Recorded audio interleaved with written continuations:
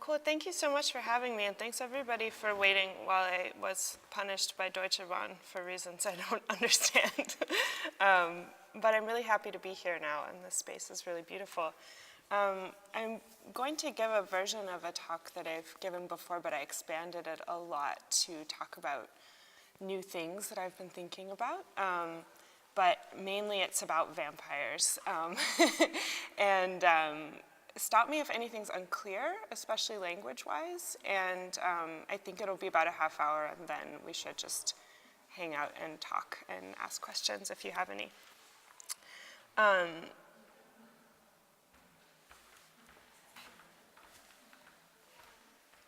So the talk is called Ask Before You Bite. Mutual love is often thought of as mutual recognition. I see you for who you are, and you see me back. But recognition is also inevitably a naming, a fixing, or a pinning down. In order to recognize, you have to categorize, and categories are notoriously inflexible. Recognition, when understood as a projection that disallows the evolution of self, becomes restrictive rather than liberating. However, inadvertently, the recognition required for mutual love can easily slip into a form of control. The writer Jan Vervoort describes this paradoxical relationship between love as recognition and control in an essay called Masters and Servants or Lovers.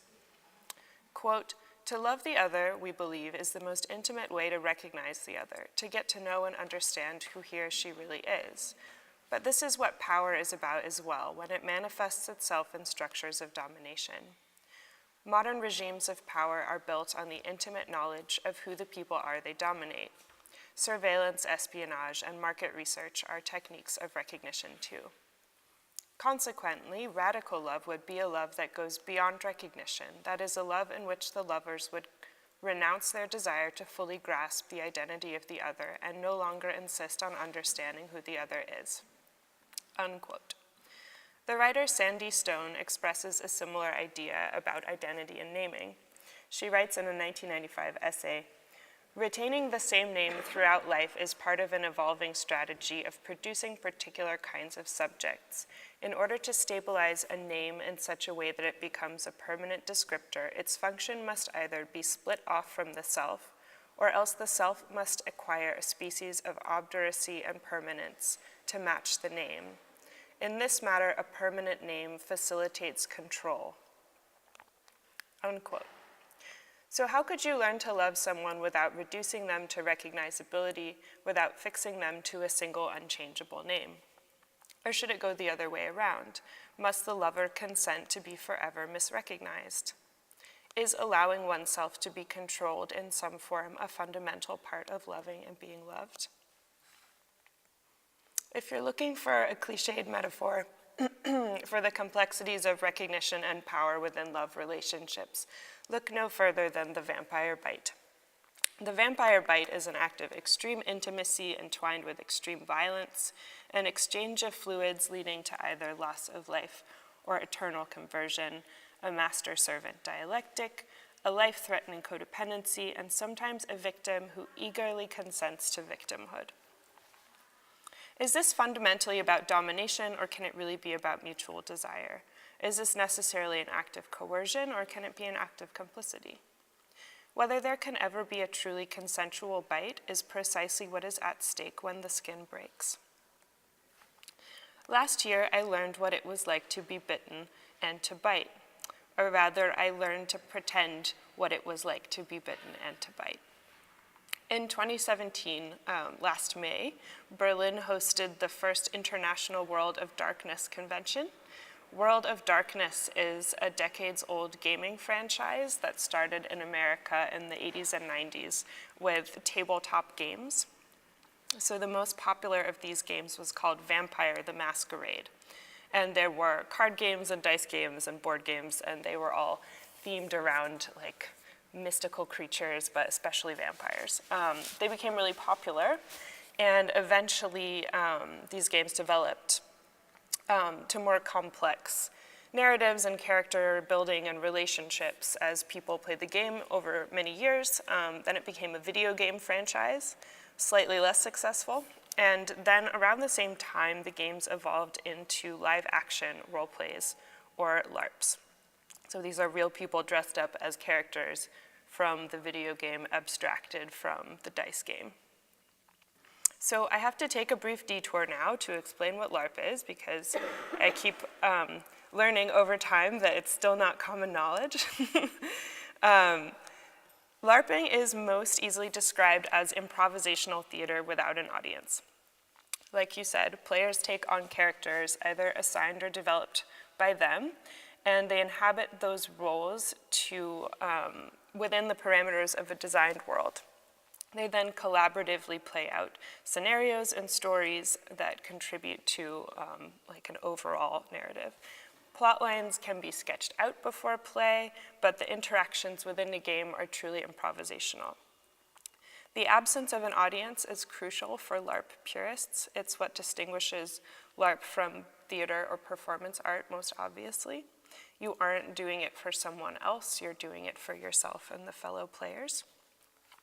If you've heard of LARPing before, you're probably thinking of geeks bashing each other in the forest with wooden padded swords.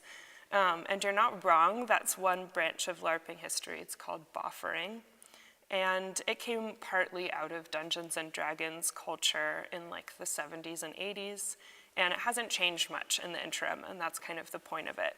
A lot of these games are based on like just Lord of the Rings, maybe Harry Potter now, kind of like fan fiction stuff.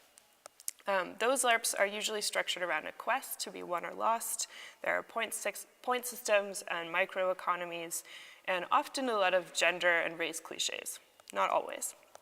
An important part of this kind of game is that it's iterative, which means the rules are the same every time, and the players can return to play the same characters week after week, month after month, sometimes 20 years going. That's to say it's a parallel and static universe where an elf is an elf and a wizard is a wizard, and throughout those kind of consistent structures, you can return, invent new narratives, new relationships. The other main trajectory of LARP development isn't iterative in that way. This type of LARP is usually called Nordic LARP because it was most notably invented in the Nordic countries, but it's also sometimes called progressive LARP, and in French it's called Romanesque or novelesque.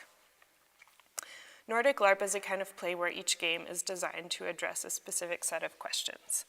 While the game can be played repeatedly, its rules may evolve each time, and it might be modified to suit the players in the situation. It allows for a greater range of improvisation and story creation, and it focuses on plot lines, relationships, and cultures, rather than something necessarily like winning or losing.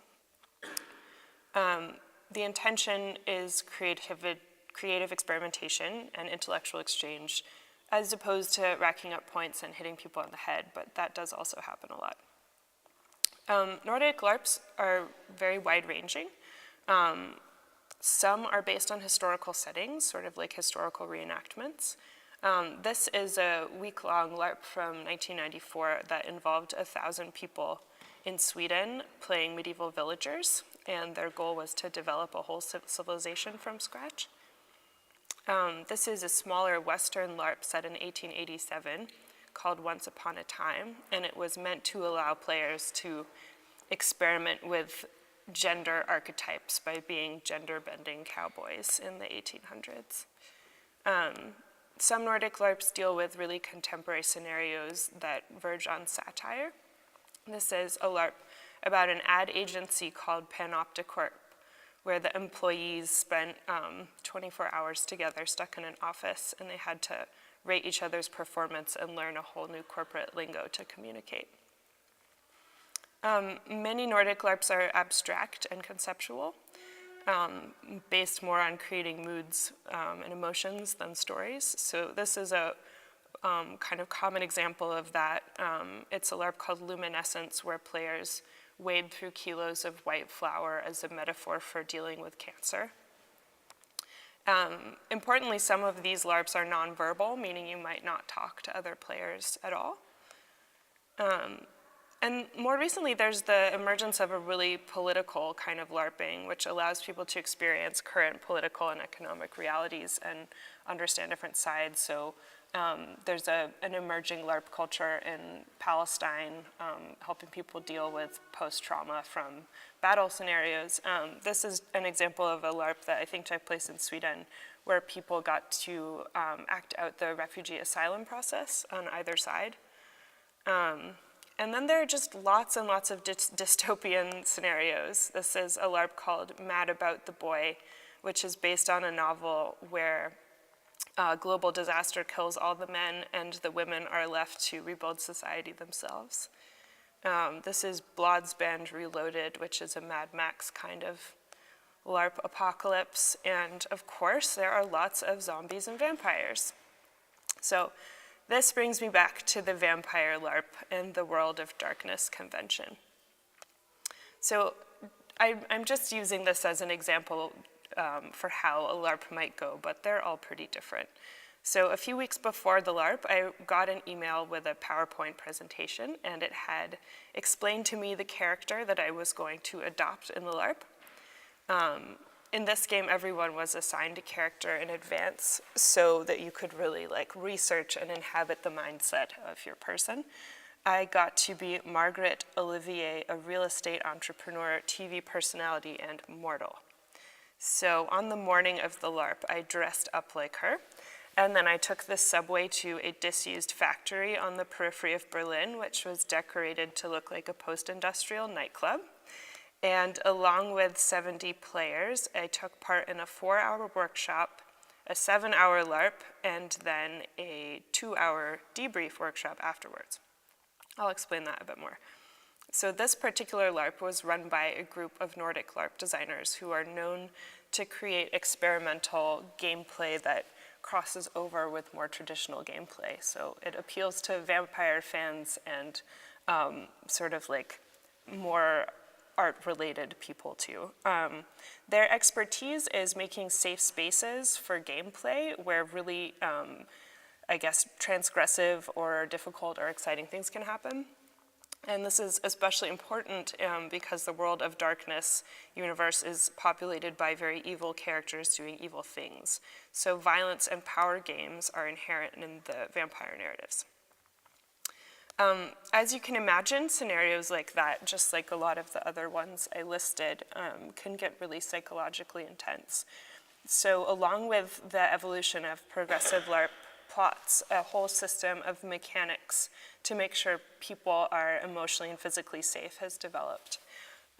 This requires a constant conceptual separation between player and character, so who you are and who you're playing, which is also, you could understand as a negotiation between self and performed identity, or between reality and simulation. So one recurring question is how to manage acts of sex and violence that might happen in a game. For obvious reasons, you can't actually bite someone on the neck and draw blood, so you have to find a way to simulate that sort of violence. More to the point, the question is how you can be sure a player is consenting to something, even if a character might be manipulated into doing it. What separates power play from power reality? When it comes to the vampire LARP, this negotiation of consent manifests most explicitly in the formal element of the bite. The bite is a perfect example to talk about separation between player and character. It's also an ideal example of negotiating consent. So in vampire parlance, the moment of the bite is called the embrace. One character, the vampire, locks eyes with the victim and puts them into a trance, and then takes advantage of them. So there are many ways to simulate a bite in game. One common way is to just categorically say in a workshop before the game how the simulation of biting is going to go. So you could just say, no real biting in this game, air biting only. No exceptions, just we're only going to bite a foot away from each other and pretend that that's real. And then for the rest of the game, everybody knows that you're not supposed to bite each other. More often, though, and more interestingly, because of the kind of people who play these games, what they're interested in doing, biting is negotiated in a kind of meta space inside the gameplay. So rather than beforehand in a workshop, once you're already playing the game, you can enter a meta negotiation between your players, leaving your characters behind for a minute. So in this World of Darkness LARP, we were given a script to negotiate that exchange, to make sure all the bases were covered. And whenever a bite was on the table, we had to stop playing and enter that kind of negotiation where consent and the way that the simulation would play out would be agreed to. How do you prefer to be bitten? Skin contact, pretend bite, narration of bite without physical biting, nod to indicate the bite has happened, and then move forward as if it had. The simulation of the bite can be as close to or as far from physical reality as the players choose, except for actually drawing blood. This example shows how in a LARP almost anything can happen within the fantasy, but the method of making it happen has to be mutually consented to. Paradoxically, having safety mechanisms in place allows things to enter much darker territory than they would if consent were taken for granted and never addressed. Scripting regulatory mechanisms for negotiating boundaries like this is pretty similar to what happens in BDSM communities. Does everybody know? Bondage, dominance, sadism, and masochism, I guess, where clear safety constraints allow for greater freedom of play. So negotiating a simulated game experience with another person, just like in BDSM, is a complicated conceptual act of mutual recognition. You have to recognize the player and character as separate, but coexistent at the same time. This act of unrecognition in-game tends to change the way players think of themselves and their relationships out of game too. If you're in the business of inhabiting multiple identities in different groups, the conventions of your own identity and society start to reveal themselves as more mutable than you probably realized. Over decades of nuanced LARP design, many LARP designers have developed keen understandings of how to engineer out-of-game relationships. Understanding how to engineer relationships is a power that one has to wield carefully. It has commercial applications, and a lot of Nordic LARP designers are being hired to create mass commercial experiences like Disney's new LARP park, based on pop culture narratives.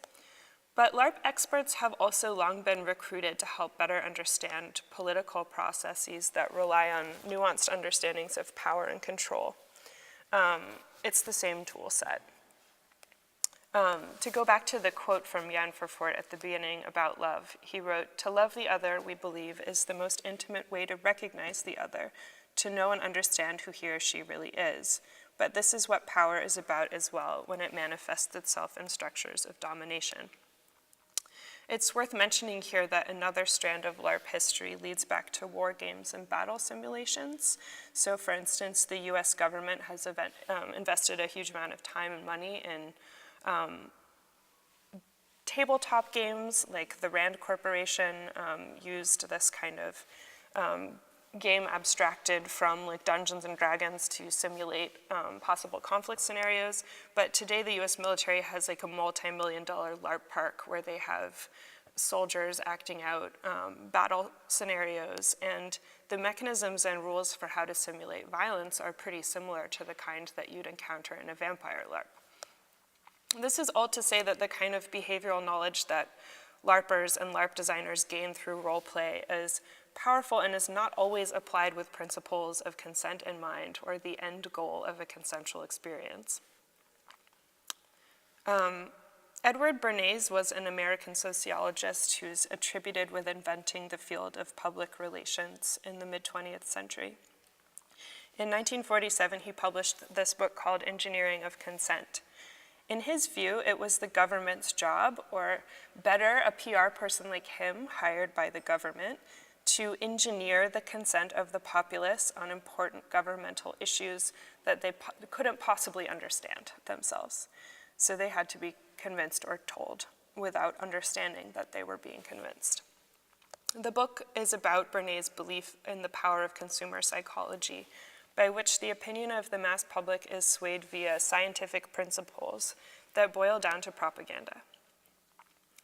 While the idea of coercing consent is clearly a contradiction in terms, Bernays modeled the ways that consent functions macropolitically until today. Structures of political and economic power see consent as something to be implemented rather than asked for.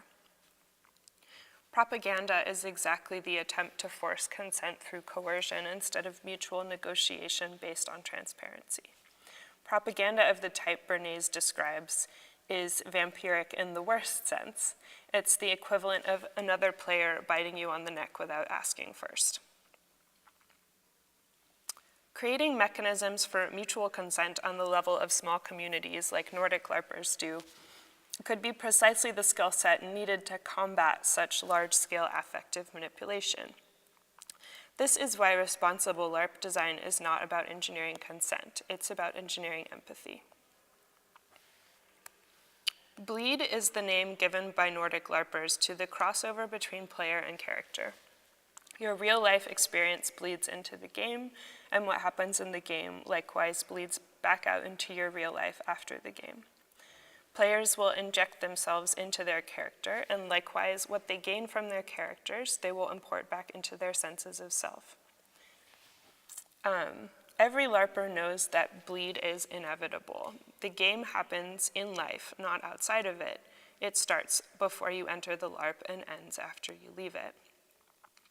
While game bleed can cause problems when unmanaged, the experience of bleed, the blurring of the line between yourself and your performed identity, between the narrative of your life and the narrative of the game, between power play and power reality, is the whole point of the LARP.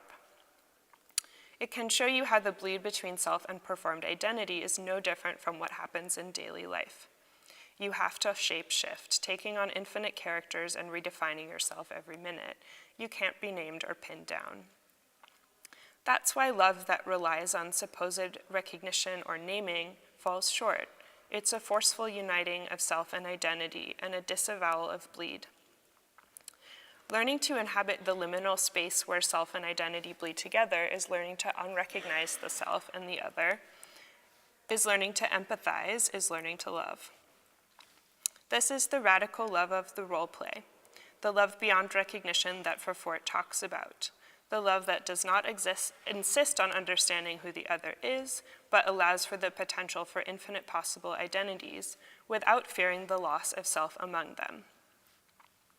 This is the crucial puncturing of the skin of reality, which can only happen with your consent. Thank you. The end.